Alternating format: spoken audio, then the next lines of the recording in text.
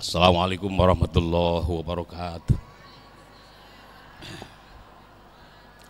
Bismillahi walhamdulillah wassalatu wassalamu ala rasulillah Sayyidina Muhammad ibn Abdillah wa ala alihi wa ashabihi wa man tabi'ahudah la hawla wa la quwwata illa billah. Wa bisanadil muttasili ilal imamil muallifi rahimahullahu ta'ala wa adaman naf'abihi wa bi barakati ulumihi biddaraini amina qala wal ibadati, halaman 45 ya, bawah ya.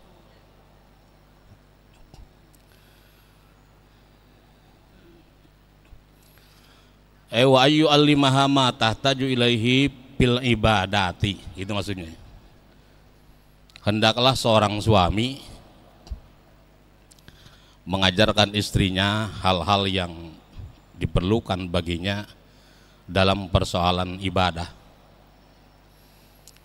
Ajarin cara ibadah. Ibu minta diajarin cara ibadah.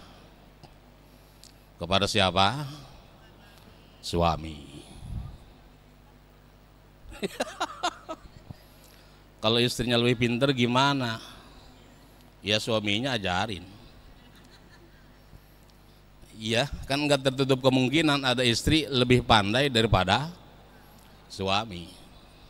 Saling mengajari lah. Jadi watawasau bil haqqi. Tawasau itu bentuk kalimatnya itu lil musyarakah ya, saling mewasiati. Namanya lil musyarakah. Ya kalau saling mewasiati itu antara dua belah pihak gitu. Entah itu suami terhadap istri dan yang lain-lainnya, anak dan yang lainnya ya, atau istri terhadap suami. Fardiha wa sunaniha min sholatin wa zakatin wa saumin wa hajjin. Baik ibadah fardu maupun ibadah sunnah, baik berupa sholat, itu sholat kan juga Masya Allah ya. Saya melihat ibu-ibu, bapak-bapak, hal-hal yang keliru dalam pelaksanaan sholat itu bukan dari lantaran orang nggak tahu caranya, tapi juga disebabkan oleh karena kebiasaan. Kebiasaan. Saya sampai sering ngingetin jamaah kalau lagi sujud itu posisi kaki biar benar gitu. Posisi kaki. Kan meletakkan jari jemari kaki itu harus bagian dalam ya. Tidak boleh bagian luarnya gitu. Jadi bagian dalam tuh gimana ya? Gimana contohnya? Contohin. Jadi kalau sujud kakinya begini nih, begini, nggak boleh begini, nggak boleh begini, walaupun jempol doang boleh ya. Nah,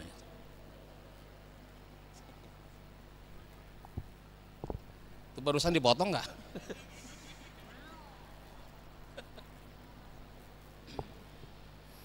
Itu maka saya bilang, ustadz, mualim, kiai, kadang-kadang datang belakangan deh gitu ke masjid gitu.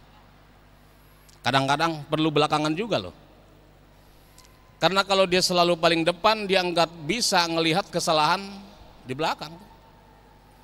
Jadi kita datang orang lagi pada berjamaah, dilihatin kakinya tuh, Masya Allah masih banyak yang salah.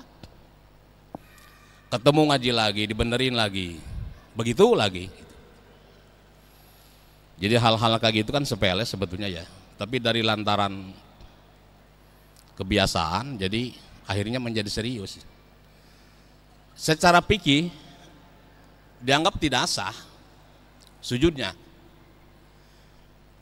karena telah mengurangi 1 dari 7 anggota sujud gitu. Secara fikih loh ya. Karena memang ilmu fikih itu hanya mengantarkan pada tataran sah dan tidak sahnya. Kalau persoalan kemudian diterima enggak sama Allah Ta'ala gitu ya, Kalau soal itu sih tergantung Allah gitu. Jadi ilmu fikih tidak sampai pada ukuran memutuskan diterima atau tidak, dia hanya sampai pada ukuran sah dan tidak sah. Kalau soal diterima mah tergantung Allah Ta'ala. Cuman kan gini, ada orang rajin ibadah nih, rajin banget, melebihi rajinnya orang lain. Subuh orang belum bangun, dia tarhim, dia sholawatan, dia adzan, dia qomat. Sholatnya salah terus itu, secara fikih ya. Biar kata rajin gimana, fikih tetap menganggap itu tidak sah. Tapi persoalan diterima atau tidak tergantung Allah Ta'ala. Mungkin begini, coba ibu-ibu, kalau ada orang rajin banget ibadah, kemudian tiba-tiba muncul fatwa bahwa ibadah orang tersebut tidak diterima, kasihan nggak? Kita aja yang manusia kasihan, apalagi Allah Ta'ala. Insya Allah diterima kali. Kita aja kasihan kok ya. Kasihan nih orang udah rajin, mana aki-aki iya kan, maksain jalan dari rumah subuh ke masjid, rajin. Kalau sampai ibadahnya tidak sah, wah luar biasa kasihannya.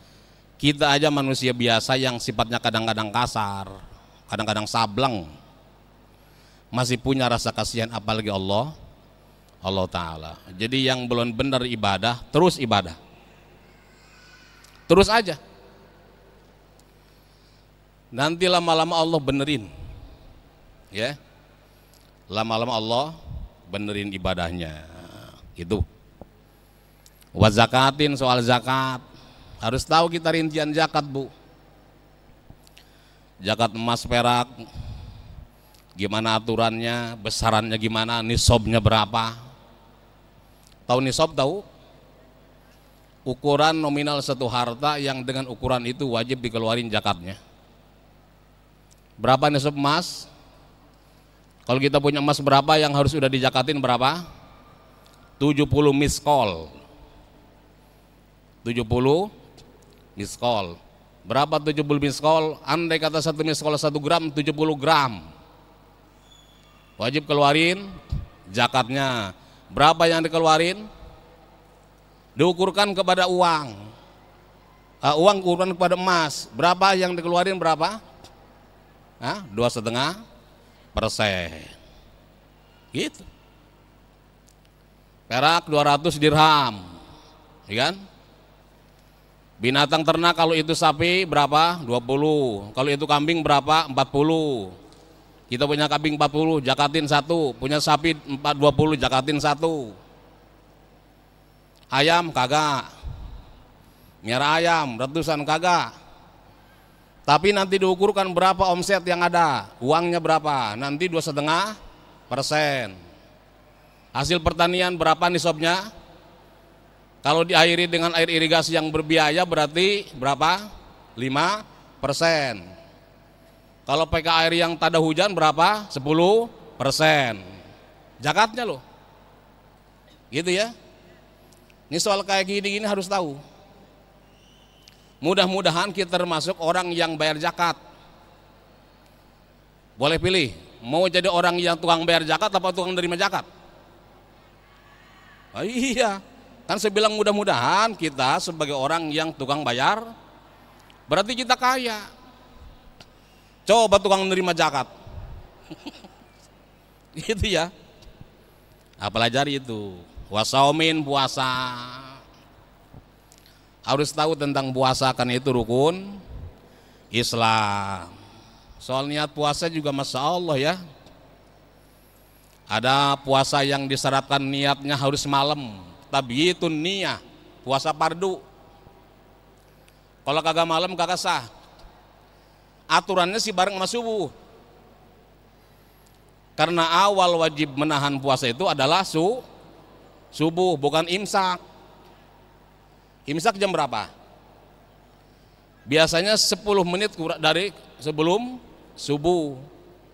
Sebetulnya itu belum mulai puasa, mulainya pas subuh. Disitulah kita niat. Kalau udah lewat subuh baru niat tidak sah untuk puasa fardu. Tapi kalau untuk puasa sunnah boleh niat pagi hari. Yang penting belum didahului oleh perkara yang membatalkan puasa. Ini misal satu hari kita belum sarapan, udah jam 8 nih, kayaknya perut kagak lapar nih, puasa dah, puasa niat puasa sunnah, boleh ya. Yang penting belum melakukan sesuatu yang membatalkan puasa, belum ngopi, belum ngerokok, belum yang lain-lain. Sunnah itu ya. Nah itu harus tahu. Hajin dan haji, kapan saatnya kita wajib mempelajari bab haji? Pada saat datang kewajibannya. Kapan datang kewajiban haji? Pada saat memenuhi persyaratannya. Apa salah satunya? Istito'ah, kemampuan. Entah mampu secara materi buat ongkos, atau mampu secara fisik kesehatan, atau mampu memiliki waktu yang luas buat perjalanan haji, atau mampu tersedianya sarana transportasi, baru wajib. Tapi sungguh pun begitu, gak perlu nunggu wajib, ya belajar aja dulu. Kali aja kalau udah bisa nanti Allah kasih kesempatan dan kemudahan buat kita, gitu ya. Itu kewajiban suami. Wa in kana ar-rajulu qa'iman bi ta'limiha falaysa lahal huruju lis-su'ali lil ulama. Kalau seorang suami sudah memenuhi kewajiban ngajarin istri, udah diajarin, bab sholat diajarin, bab puasa diajarin, semua diajarin. Bisalah misalnya istri ya, maka tidak boleh hukumnya seorang istri keluar mencari guru. Kagak boleh keluar cari ulama. Kenapa? Ya gurunya suaminya, gitu loh. Gurunya suaminya itu loh. Tidak boleh hukumnya ya, kecuali izin. Suami udah pandai ngajarin kita, kita pun udah pandai diajarin. Lalu perlunya apa? Kemana-mana, bahkan nyari guru. Bu, dalam bab ngaji ini kita hadap-hadapan begini, kalau sekiranya menimbulkan fitnah, kagak boleh sebenarnya. Saya dan ibu-ibu ajnabi ya, orang-orang lain.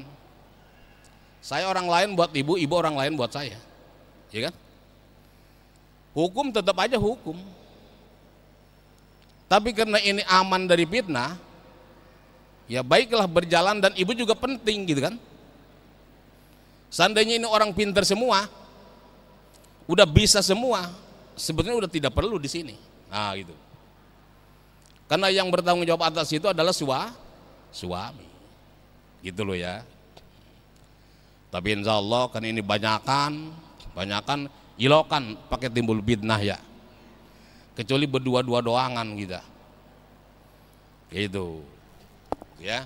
Sebegitu hebatnya tuntutan kewajiban seorang suami terhadap istri dan anggota keluarga yang lain, hatta pada persoalan-persoalan itu dia tetap bertanggung jawab.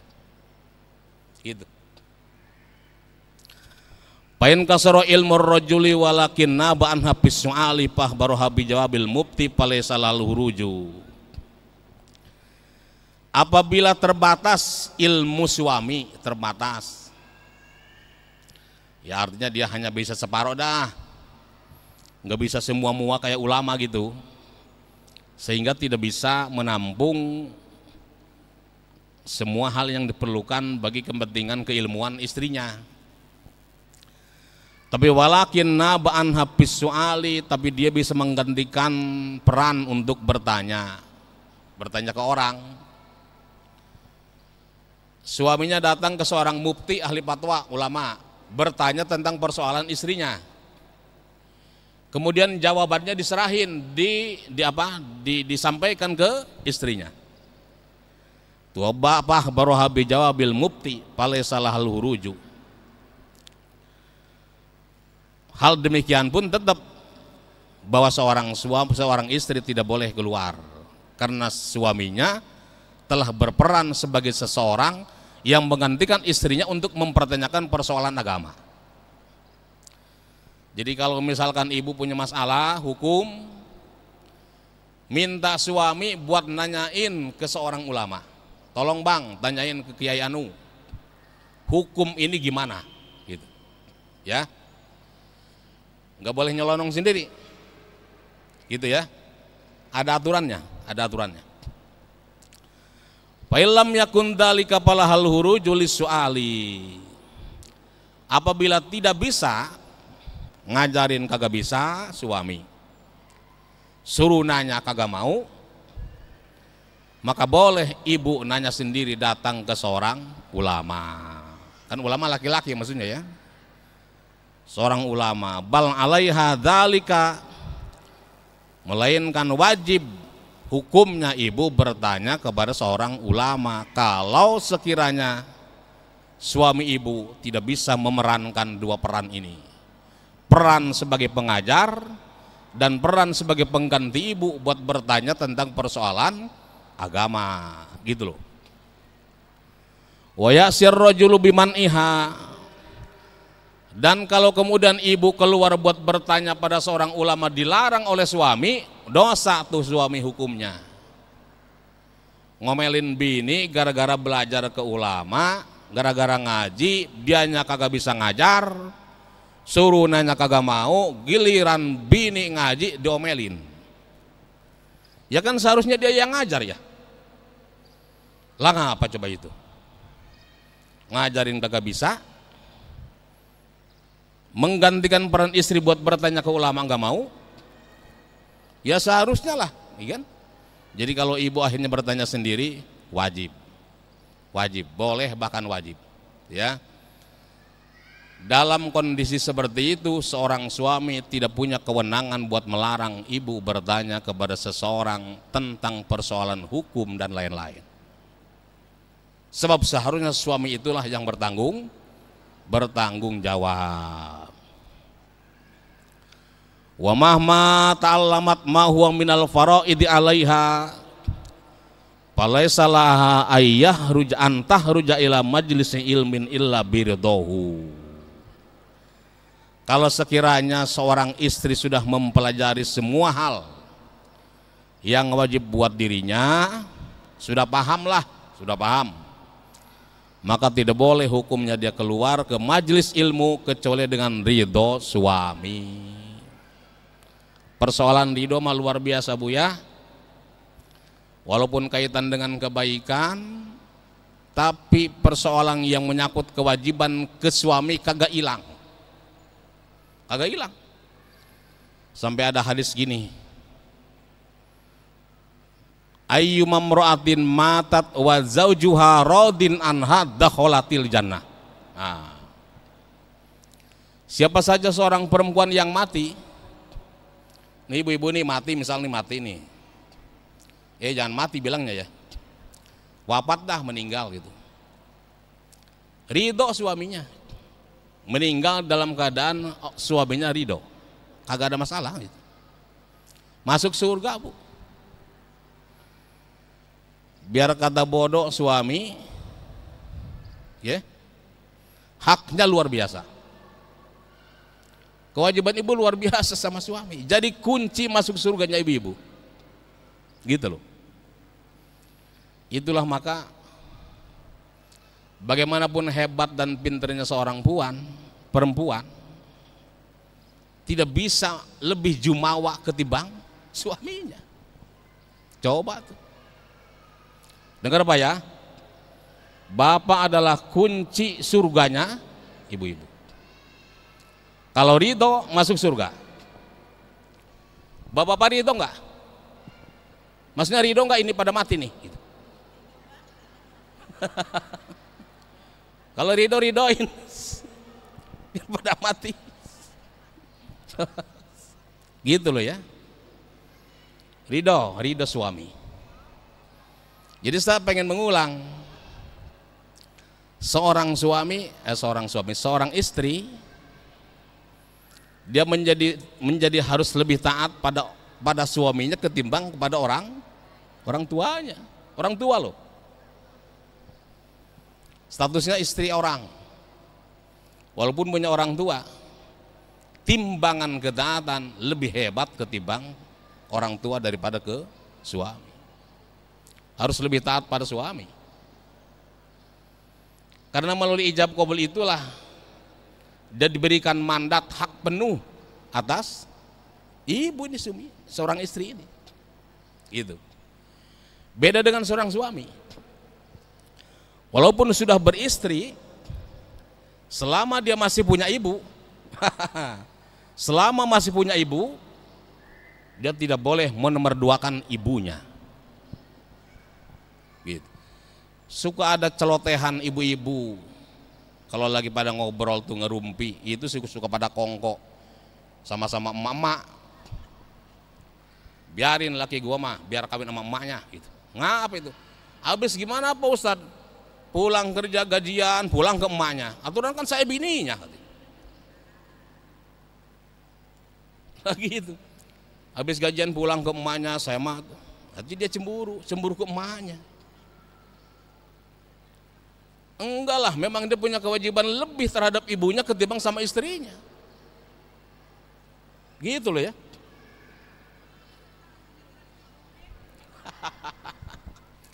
Dengan tetap tidak mengurangi jatah dan apa yang dia harus berikan pada istrinya. Nih kalau begini salah. Seorang suami pulang kerja deh, pulang gajian deh pokoknya, pulang ke emaknya. Semua dikemaknyain, bininya kagak, itu salah. Hah? Dosa. Dia harus berbagi, kan? Antara bagaimana dia memperlakukan ibu dengan cara bagaimana memperlakukan keluarga. Dalam hal ini istri. Itulah adilnya agama di situ. Gitu loh ya. Tidak akan ada orang yang kehilangan haknya selama orang lain berlaku adil gitu. Suami selama dia berlaku adil, hak ibu dan hak keluarganya tidak akan ada yang hilang. Kalau ada yang hilang berarti salah menempatkan adilnya gitu loh. Adil itu dalam pemberian tidak harus sama rata. Adil itu tergantung keperluannya. Ibu punya anak berapa? 2. Yang satu kuliah, yang satu SMP. Biasa gitu ya. Kalau pagi-pagi mereka mau jalan kita bagi duit sama-sama 50.000, itu enggak adil. Kenapa? Yang kuliah kepentingannya lebih gede lagi. Gitu loh. Tapi kalau yang kuliah kita kasih 50.000, yang SMP kasih 25.000, nah itu adil namanya. Anak SD sama anak TK jajannya disamain, kagak adil. Anak TK mah jajan permen doang. Berapa sih permen? Ya kan? Jadi adil itu jangan dianggap harus sama rata. Adil itu sesuai dengan keperluannya, gitu loh ya. Bagaimana dia menempatkan keadilan antara bersikap ke ibu dan ke keluarganya. Nah, itu. Ya. Nah, itu. Jadi baiknya rumah tangga itu ketika baik seorang suami maupun istri menempati posisi masing-masing. Sehingga terjalinlah hubungan hak dan kewajiban. Gitu loh. Jadi perlu diingat Bu, misalkan ibu dikasih anugerah sama Allah lebih pandai dalam urusan agama karena ngajinya lebih rajin. Ngaji ibu-ibu seminggu bisa 3 kali. Bapak-bapak mah sekali doang kali ya. Kadang sekali doang, ada yang kagak pernah. Lebih sering di empang ketimbang di musola. Kan memungkinkan ibu lebih paham tuh. Ya. tetap harus melakukan upaya tawasau bil haq wa tawasau bis sabr. Saling nasihatin. Cuman penyakitnya satu apa? Apa? Sungkan. Mau saya bilangin, saya kagak enak Pak Ustaz, laki saya. Coba itu. Belah sononya laki-lakinya merasa gengsi, dibilangin sama bini. Nah itu penyakit. Ini penyakit keluarga harus dihilangin sama kita, ya. Jangan sampai jadikan satu kebiasaan mewarnai cara bagaimana kehidupan rumah tangga di dalam diri kita. Tuh. Jadi ini hal-hal yang memang menjadi dasar bagi cara bagaimana kita memenuhi tanggung jawab kita, baik kita sebagai seorang suami maupun sebagai istri. Ya ayyuhalladzina amanu qu anfusakum wa ahlikum naro. Wahai orang-orang beriman, jagalah diri kalian dan keluarga kalian dari api neraka. Neraka serem. Serem, Bu. Nih batas paling minimal siksa neraka. Batasan paling sederhananya siksa neraka, malaikat bakal ambilin bara sebesar biji kacang, tuh kacang. Bara sebesar kacang tuh. Injak. Suruh diinjak. Gara-gara nginjak itu mendidih otak kita. Mendidih otak kita. Itu ukuran siksa neraka yang paling rendah. Jaga dari itu, ya. Jaga dari itu. Gimana caranya menjaga dari itu?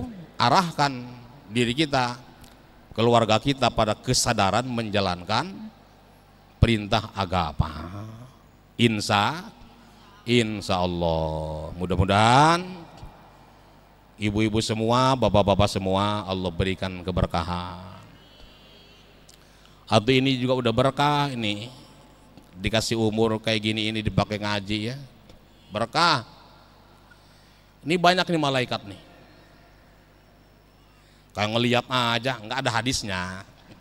Saya kagak ngeliat itu. Jadi malaikat kalau ada yang ngaji kayak gini, mereka melingkupi wilayah atau tempat di mana yang lagi diajain pengajian. Diliputi dengan rahmat Allah Ta'ala. Cuman kita gagak ngeliat doang. Yang pada punya dosa diampunin. Jadi kalau mau mati, mati dah sekarang, mumpung diampunin.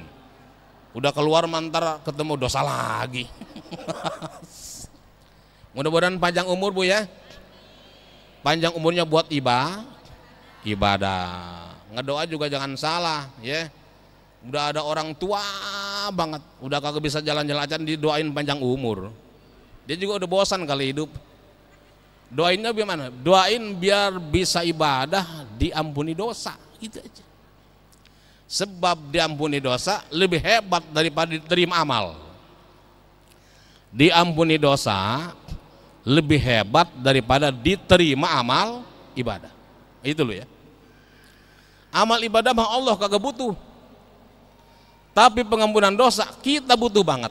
Nah, gitu ya. Mudah-mudahan kita baca Fatihah. Mudah-mudahan Fatihah ini bisa menjadi asbab bagi Allah turunkan pengampunan buat kita, buat orang tua kita, buat guru-guru kita. Al-Fatihah. A'udzubillahi minasyaitonirrajim. Bismillahirrahmanirrahim.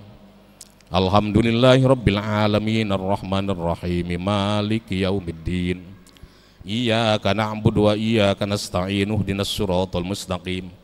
Siratal ladzina an'amta 'alaihim ghairil maghdubi 'alaihim waladdallin. Allahumma shalli wa sallim ala sayyidina Muhammadin fil awwalin wal akhirin wa barik wa sallim radallahu ta'ala an sadatina ashabis sayyidina Rasulillah ajmain. Allahumma la ilaha illa antal hannanul mannan badi'us samawati wal ardi dzul jalali wal ikram. La ilaha illa anta subhanaka inni kuntu minadh dhalimin. Allahumma salli wa sallim ala sayyidina Muhammadin salatan tuhyina biha hayatan thayyibah wa idza tawaffaitana fatawaffana wa anta radin anna. Allahumma a'inna ala dzikrika wa syukrika wa husni ibadatik. Allahumma ya muhawwilal ahwal, hawwil ahwalana ila ahsani hal bihaulika wa quwwatika innaka antal azizul muta'al. Allahumma barik fi auladina wa la tadurrahum wa waffiqhum li ta'atika warzuqna birrahum waj'alna wa iyyahum min ahlil ilmi wal khair wa la taj'alna wa iyyahum min ahlil jahli was su'i wad dhair. Rabbana ighfir lana dzunubana wa liwalidina warhamhum kama rabbawna shighara wa li jami'il mu'minin wal mu'minat wal muslimin wal muslimat al ahya'i minhum wal amwat. Rabbana atina fid dunya hasanah wa fil akhirati hasanah wa qina adzabannar. Wa sallallahu ala sayyidina Muhammad wa ala alihi wa sahbihi wa sallama. Subhana rabbika rabbil izzati amma yasifun wa salamun al mursalin walhamdulillahi rabbil alamin. Amin. Wallahul muwaffiq ila aqwamit thoriq. Wassalamualaikum warahmatullahi wabarakatuh.